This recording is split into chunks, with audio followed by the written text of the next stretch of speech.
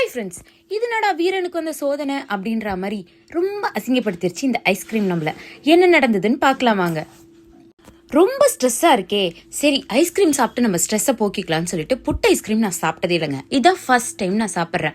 சரி put ice cream order பண்ணிட்டு video எடுறான்னு சொன்னால் என் தம்பி ஒரே கலவரம் பண்ணிட்டு வீடியோ எடுக்காமல் ரொம்ப ஆட்டம் காமிச்சிட்டே இருந்தான்.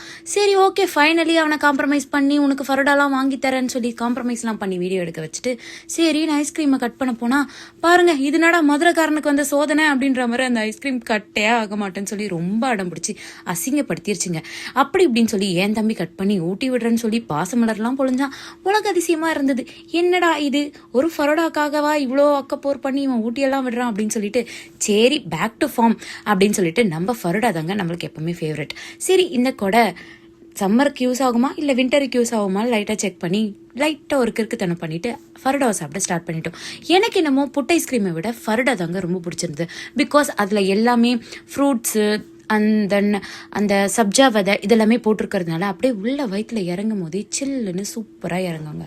ஐஸ்கிரீம் வந்து ஃபுல்லாக ஒரு 4-5 ஃப்ளேவர் ஐஸ்கிரீம். இதுனடா இப்படி பண்ணிட்டான், ஃபரோடாவை ரசிச்சு சாப்பிட்டு இப்படி திரும்புறதுக்குள்ள இந்தாடா புட் ஐஸ்கிரீமை வச்சுக்கன்னு கொடுத்தது தான்.